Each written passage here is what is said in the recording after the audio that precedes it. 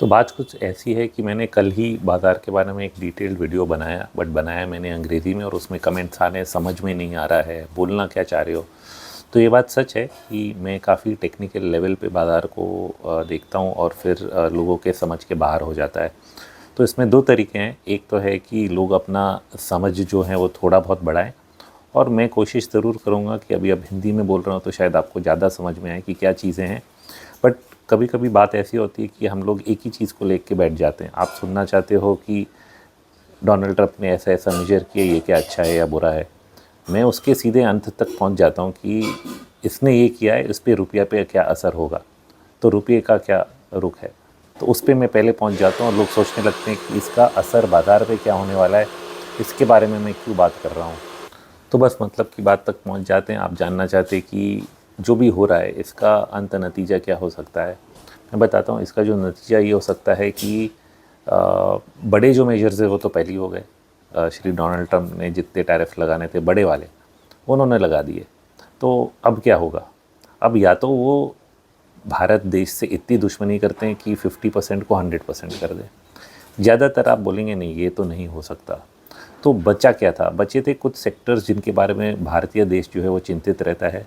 IT sector, pharma sector. उन्होंने सोचा ये लोग मूवीज़ भी ज़्यादा देखते हैं, इस पर भी कुछ ना कुछ लगा ही देते हैं। तो उन्होंने हर चीज़ तो अनाउंस कर दिया। अब इससे ज़्यादा क्या अनाउंस करेंगे? इससे ज़्यादा कुछ नहीं कर सकते। तो बेसिकली जो भी अनाउंस हो चुका है वो तो डिस्काउंट हो गया। तो इससे ज़्यादा बाज़ार क्या गिर सकता है? तो गिर ज़रूर रहा है, बट आप देखिए कि हम लोग अप्रैल के जो लोज़ हैं वहाँ तक वापस नहीं जा रहे हैं। तो समझने की बात यह है कि हम लोग एक हायर लेवल पे है और वहाँ पे बेस बना रहे हैं।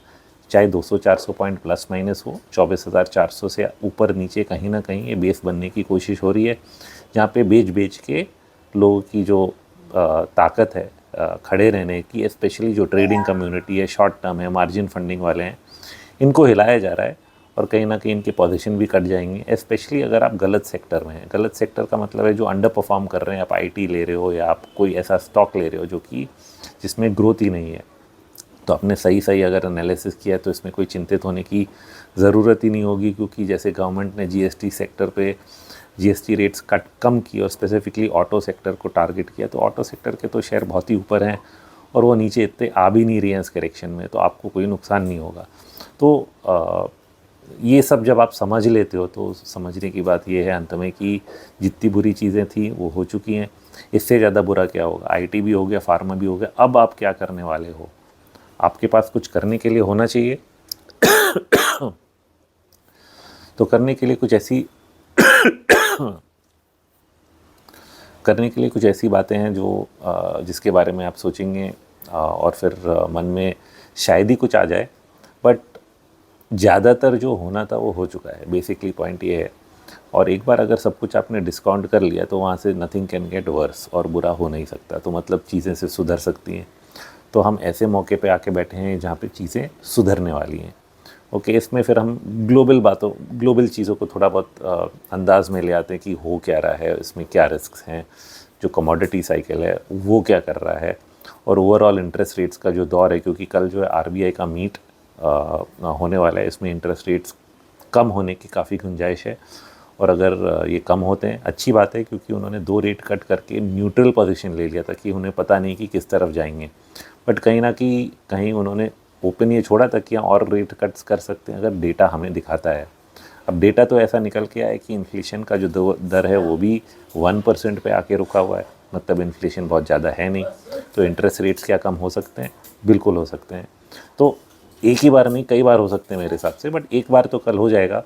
बट बातचीत में वो आपको कल क्या बताएंगे उससे भी आपको कुछ समझ में आएगा आगे के बारे में। But overall globally interest rates कम हो रहे हैं। अब यूएस ने जब इंटरेस्ट रेट्स कम करना शुरू किया है तो उसका असर भी अपने इंटरेस्ट रेट्स पे कहीं ना कहीं आता है। हमें भी कहीं ना कहीं जगह मिल जाती है और रेट कट्स कम करने की। तो ओवरऑल ये जो है एक पॉजिटिव एनवायरनमेंट है। इसके साथ आप जीएसटी ऐड कर दो, इसके साथ आप सब कुछ ऐड कर दो जो मेजर्स गवर्नमेंट ले रही है।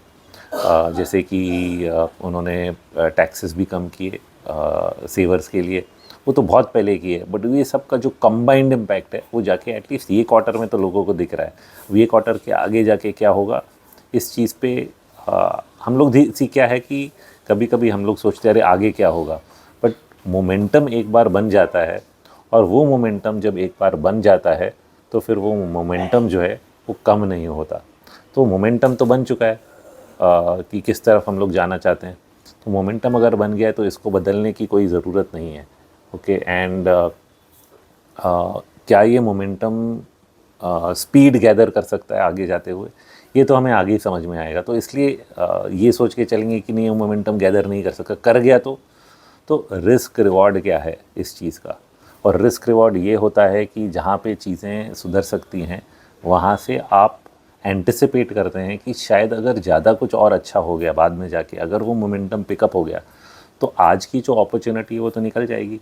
तो आज के रिस्क रिवॉर्ड के साथ से हिसाब से आपको काम करना पड़ता है। अगर कुछ कल बिगड़ता है तो एटलीस्ट आपके पास जगह है, मतलब आज के लेवल से ऊपर के लेवल तक जाने में और फिर वापस आने में जगह रहती है। तो इसलिए निवेश ऐसे समय पे किया जाता है जब आपका रिस्क रिवॉर्ड जो है वो फेवरेबल हो। इसलिए हम इस चीज़ को इस तरह बताते हैं कि सब कुछ डिस्काउंट हो गया है, सब जितनी बुरी चीज़ें थी तो बुरा तो और हो नहीं सकता। इस चीज़ का मतलब यही होता है कि रिस्क रिवॉर्ड जो है वो आपका कहीं ना कहीं फेवरेबल हो गया है।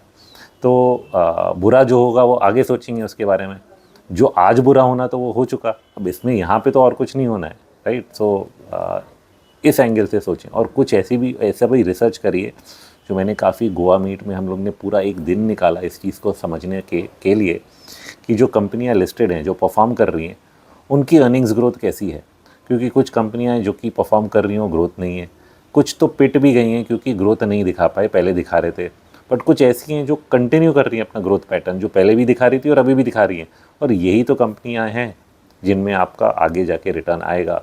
और ऐसे फिर कंपनियों में वैल्यूएशंस देखने की बहुत ज़्यादा ज़रूरत नहीं होती है। जनरल एक आइडिया हो जाता है कि बहुत ज़्यादा तो नहीं है, बट अगर ज़्यादा हैं तो इसलिए हैं क्योंकि ग्रोथ दिखा रही है। साइमल्टेनियसली हम ऐसे किसी सेक्टर में जाएंगे जहाँ ग्रोथ ही नहीं है, तो ये तो मैं बार बार बोलता हूँ हर मेरे टीवी इंटरव्यू में कि आईटी सेक्टर पसंद नहीं, आप 50 बार सुन चुके होंगे।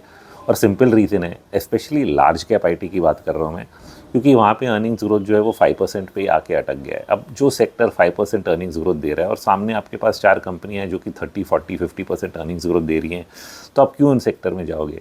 इनफैक्ट एक चीज़ मैंने जिक्र नहीं किया था अपने इंग्लिश वीडियो में, और इसके चार्ट्स मैंने शायद दिखाए थे अपने वीकेंड अपडेट्स में।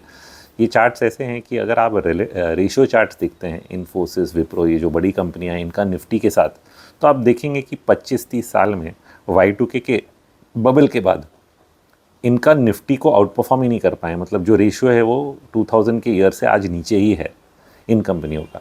मतलब इतने सालों में ये निफ्टी को बीट नहीं कर पाए। तो फिर अगर आपको निफ्टी से ज़्यादा रिटर्न चाहिए तो आपने कहीं और पाया होगा। तो जो ऑब्सेशन है इन कंपनियों के साथ वो इसलिए है क्योंकि एक हिस्टोरिकली प्रीवियस एक फेज़ था जहाँ पे इनका ग्रोथ रेट बहुत हाई था। अब ये बड़ी कंपनियाँ ज़रूर हैं पर इनके ग्रोथ रेट्स बहुत हाई नहीं है।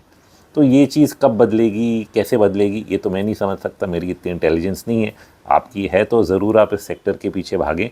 बट मैं सोचता हूँ कि जब एक सेक्टर 5% पे ग्रो हो रहा है तो उसको मैं इग्नोर कर देता हूँ, क्योंकि बहुत सारी दूसरी जगह हैं जहाँ पे निवेश किया जा सकता है। So this is a market जिसमें आपको ग्रोथ में ही निवेश करना है, इसमें आपको डिफेंसिव नहीं रहना है। और डिफेंसिव हो गया आपका आईटी, एफएमसीजी, कुछ हद तक फार्मा। अब आईटी और फार्मा में कुछ ग्रोथ कंपनियां ज़रूर आप निकाल सकते हो तो अच्छा है, बट ओवरऑल मैं बात कर रहा हूँ कि जो डिफेंसिव नेचर के सेक्टर्स हैं उनका परफॉर्मेंस नेगेटिव नहीं होगा, बट उनका परफॉर्मेंस बाज़ार के हिसाब से बहुत बढ़िया भी नहीं होता है। तो आप दूसरी जगहों पे अपनी नज़र फहराएंगे और ढूंढेंगे कि कहाँ है ये चीज़ें। और इस चीज़ को हमने समझने और समझने की काफ़ी कोशिश करी कि इस चीज़ को कैसे करना है, कैसे ढूंढना है। एक टेक्नो फंडामेंटल प्रोसेस है जिसके बारे में मैंने गोवा मीट में हमारी जो अभी हुआ था उसमें काफ़ी डिटेल में डिस्कस किया, ताकि सब लोग ये चीज़ खुद कर पाएँ।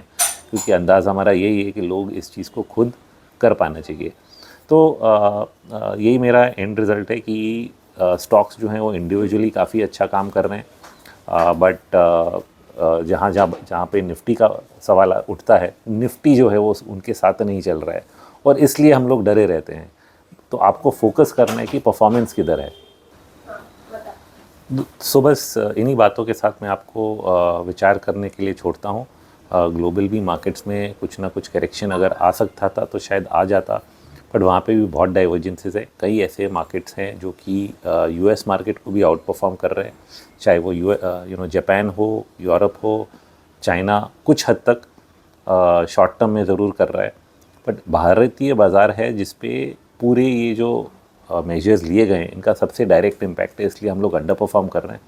बट ये अंडर परफॉर्मेंस हमेशा के लिए तो नहीं चल सकता, और कहीं ना कहीं अगर कोई बात बन जाती है, क्योंकि भारत और यूएस के जो लोग हैं वो मिल रहे हैं, जुल रहे हैं, कोशिश कर रहे हैं कि ये बात जो है कहीं ना कहीं सुलझ जाए, और अगर समझौता हो जाता है किसी भी तरह का तो उसका पॉजिटिव इफ़ेक्ट जो है वो डिस्काउंटेड नहीं है, नेगेटिव सब कुछ डिस्काउंट होता जा रहा है। तो इस चीज़ को ध्यान में रखें कि जितनी बुरी खबर थी वो तो आ चुकी, अब थोड़ी सी भी अच्छी खबर आ जाती है तो उसका इम्पैक्ट जो है वो पॉजिटिव साइड पे निकल जाता है। तो बस यही मैंने एक्सप्लेन किया अपने वीडियो में, और आपको अगर हिंदी में भी सुन के समझ में नहीं आया तो ज़रूर आपको अपनी नॉलेज जो है बाज़ारों के बारे में बढ़ाने की ज़रूरत है, क्योंकि मैं इससे ज़्यादा इसको आसान तरीके से समझा नहीं सकता, और शायद इससे आसान तरीके से समझाने की मेरी आदत भी नहीं है।